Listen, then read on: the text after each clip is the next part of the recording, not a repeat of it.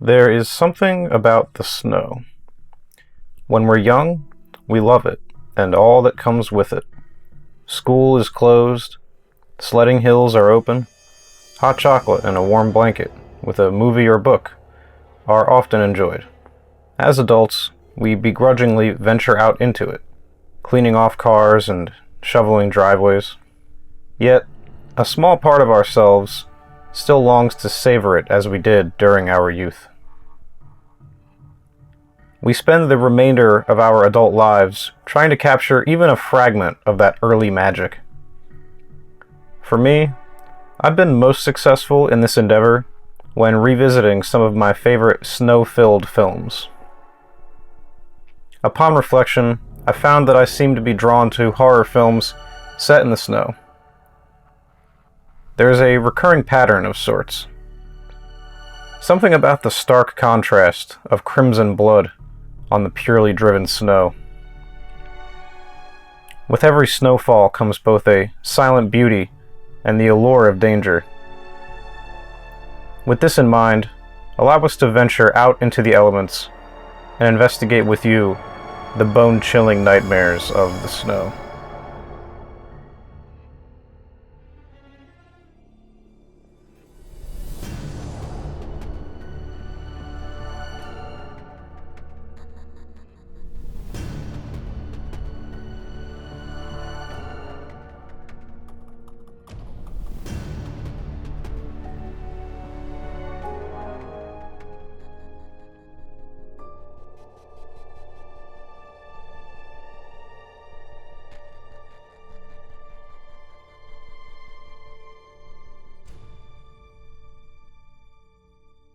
What's going on, guys? Welcome back to the shelf. So today, as I said in that little intro there, we're going to be taking a little bit of a deep dive into snowy horror. I want to talk about what sets it apart from other horror movies, what's scary about it, and how it can play on real-world fears to carve out a truly memorable space in the horror genre. So if you look at some of the most popular snowy horror films, a key element that runs through all of them is isolation. Keep that word in mind, because that is going to be the word of the day when discussing snowy horror films. This is probably the single most important factor when considering what makes a snowy horror film effective.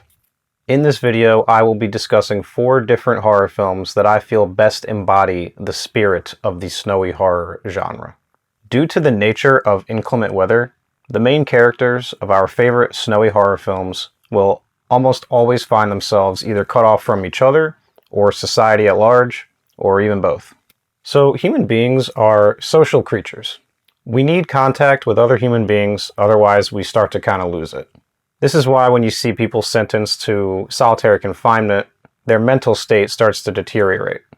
So to a lesser extent, when people spend days and days inside during like a snowstorm, we start to get a little bit antsy. You know, for some of us, at first the time can feel like a mini vacation. But after a while, you start to crave some of that social interaction.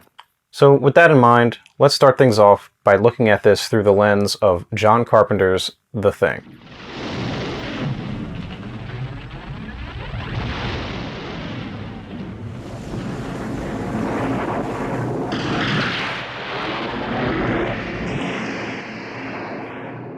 The 2 biggest components that many people will tell you attributed to the success of The Thing, apart from the practical effects, are the isolation and the paranoia. Being set in Antarctica, this is about as isolated as it gets. However, there are still certain accessibilities that allow for contact with others, such as the radio and the helicopter, that allow for contact with other remote stations, scattered across Antarctica. However, when these are no longer an option, and you're not sure who's trustworthy, the paranoia can start to set in. One of the best things about The Thing is that it makes good use of its runtime by showing us early on the crew of the Outpost 31 going about their day, showing us the mundanity of their routine. While it may seem mundane on the surface, these routines are the only thing separating them from chaos. When that veil of normalcy slips and it becomes a fight for survival, humanity as we know it falls to the wayside, and the crew trades their mundane routines for bantering, fighting, and killing for survival. In this way, The Thing is kind of a microcosm for what happens to humanity when it's just thrown into chaos. You see this a lot with patrons in supermarkets before a snowstorm, manically clearing out bread and the milk and hoarding all the toiletries. The main thing responsible for all this panic and paranoia, aside from the alien of course, is the snow. The snow has cut them off from other, more reasonable parts of the world, as well as themselves. It causes panic. In this situation, the word of the one holding a weapon is the one that reigns supreme. Back off. Way off. Of all the movies I'm here to discuss today, The Thing probably uses isolation the best, as it is the key factor responsible for their downfall in their pursuit of order and stability. It's almost like a Lord of the Flies situation, where men suddenly have to govern themselves, and how this instantly creates conflict where there was none previously. So this is kind of the horror of The Thing, truly, is the violence that men inflict on each other in times of chaos. The alien is almost like an afterthought, really. You gotta be fucking kidding. Next up, let's take a look at The Shining and how that film deals with the idea of isolation.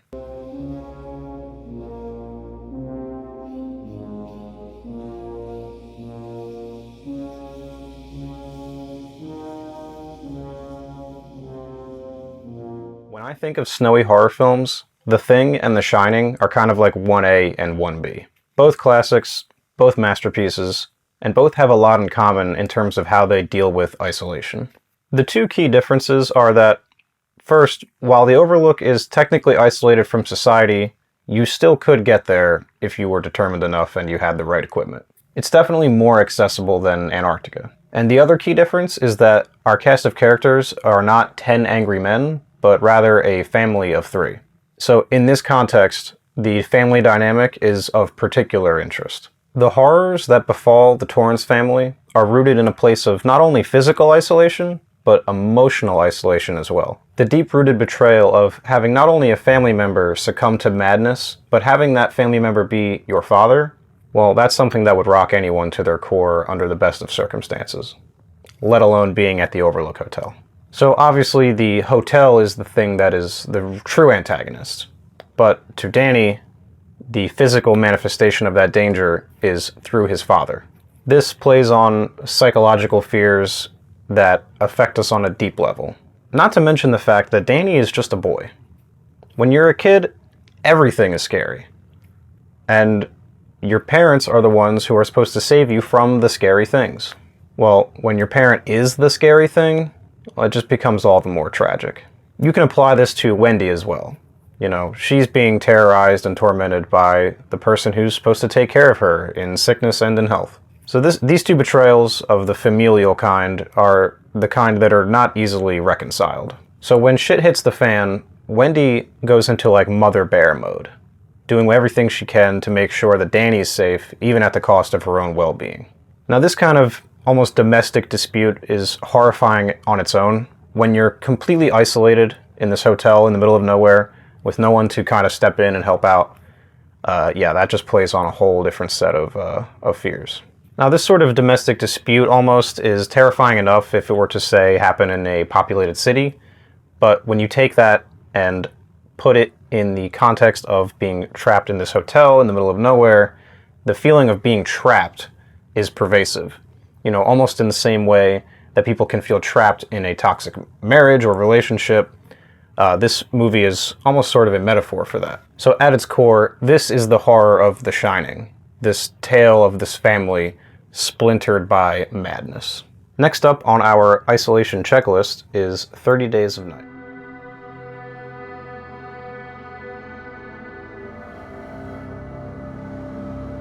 In keeping with the pattern that we've established, 30 Days of Night is set in a isolated, barren town in Alaska. 30 Days of Night is a truly inspired movie, making use of a real-world phenomenon found in parts of Alaska where, for many days at a time, it's just nighttime. There is no daylight.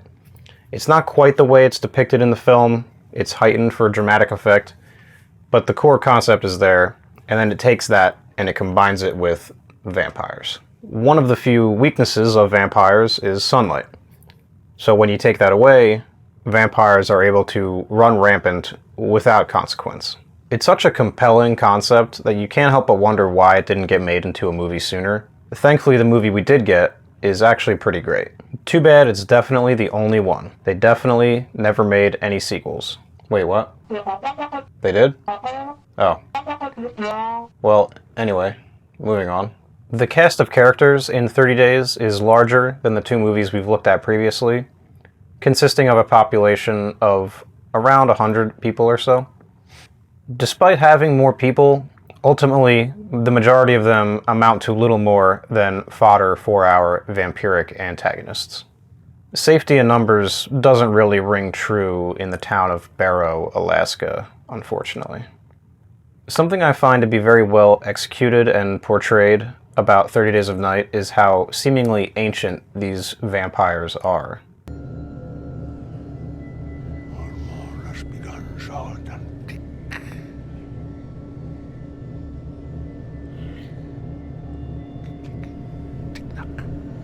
They speak a sort of primal, lost tongue. It's very raspy and utilizes lots of clicks and other such sounds. I really like this because it's really good world building, and it's very much a case of show, don't tell. We can infer as the audience from the way that these vampires speak and carry themselves that not only have they done this before, but this is all just another day/month for them. Being isolated with this gang of unyielding, primordial vampires is probably the situation I'd least like to find myself in, out of the ones we've discussed so far. The way that the movie devolves into this sort of cat and mouse game with them, where you're trying to avoid them for an entire month until the sun comes back up, that's bad enough, but then when you factor in the freezing cold temperatures, the chances of survival just start to plummet. What's interesting about it, though, is that if you can survive the entire month, you will ultimately be saved with the rising sun. This presents the film with a sort of ticking clock quality to it that makes it very watchable to me. The finale is probably my favorite part. It culminates with our protagonist, played by Josh Hartnett, injecting himself with vampire blood, making himself one of the undead. He does this to sacrifice himself in order to be able to fight them, because they can't fight them as humans, so by making himself a vampire, he's able to stand toe-to-toe with them. So after a pretty badass fight with the leader, played wonderfully by Danny Huston, he ultimately succumbs to the rising sun after saving the town and turning to ash in his lover's arms. I really like this because it fulfills a prophetic line from earlier in the film and just kind of ties everything together with a nice setup and payoff. And it's also nice to see a bittersweet ending where it doesn't end the way that it should, but it's good because the situation doesn't really call for a happy ending. It's a pretty fucked up situation, and I like the realism presented there. I really admire 30 Days of Night for making the decision to end on this bittersweet note. It makes it one of the most memorable vampire films I think I've ever seen. Finally, I want to close things out by talking about one of the perhaps more underseen entries on my snowy horror list, but one that I think is deserving of praise and recognition, and I hope to do that by discussing it here today in this video. That movie is The Blackcoat's Daughter.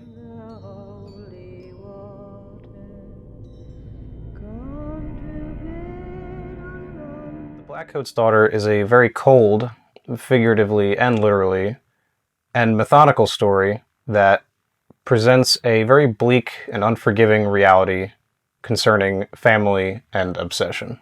In order to get into the nitty-gritty of The Blackcoat's Daughter, I will have to talk about some spoilers, so if you'd rather watch this movie without knowing anything about it, there will be a link in the description to skip ahead to the next section. I recommend checking this one out if you're at all interested. It's definitely worth your time, and then maybe come back and watch this part of the video after. Okay, so The Blackcoat's Daughter follows the perspective of three different girls. Rose, a senior at Catholic boarding school Bramford Academy, a freshman named Kat, and a third mysterious woman named Joan. Rose is shown to be a popular girl at school, dealing with such things as a boyfriend and even a potential unplanned pregnancy. Kat, conversely, is seemingly more quiet and reserved. The two girls are remaining on campus over winter break and are sort of forced to watch out for each other due to unforeseen circumstances. So early in the film, Kat has this dream that on their way to come get her for winter break, her parents died in a car crash. When they inevitably fail to arrive to pick her up for break, Kat begins to believe that her dream is more of a premonition. Rose stays behind for break because she fears she might be pregnant and she needs to sort things out with her boyfriend and prepare for perhaps an abortion. So the two girls are not exactly friends. Rose kind of turns her nose up at the idea of having to babysit Kat. Unfortunately for both of them, it seems that Rose is going to have to deal with bigger problems before too long, because it seems as though Kat is being slowly possessed by a demon, possibly Satan.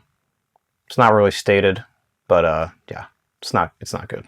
So it's never outright stated, but it can be implied to the audience that over the course of the film, this demon, this entity, planted this premonition of Kat's parents dying in a car crash in Kat's mind to sort of weaken her and make her more susceptible to his growing influence.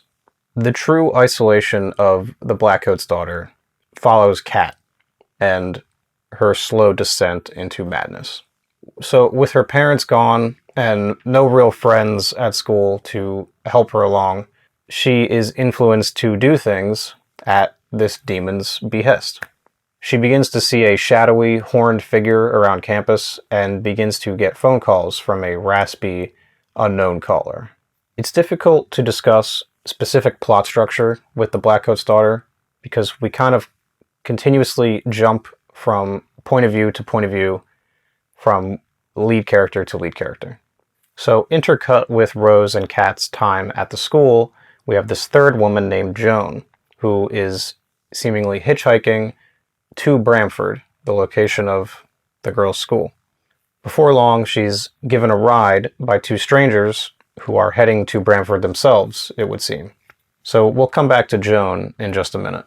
So, playing on the theme of isolation, the isolation of the Blackcoat's daughter is the isolation that can take place in our minds. It plays with the idea of being surrounded by people and still feeling completely isolated. That's sort of what happens with Kat. In her isolated state, this demonic entity seeks to take advantage and will her to do horrific things. In the film's third act, we ultimately learn that Joan is actually Kat, just 9 years later. So, following her crimes at Bramford, she was exorcised of this demon, perhaps Satan, perhaps not, and sent off to a mental facility. After breaking out and stealing the identity of Joan, she seeks to return to Bramford and make contact with this demon once more. So in a desperate bid to make contact with the demon again, Kat brutally recreates her murders from earlier in the film with Rose's parents in a cruel twist of fate.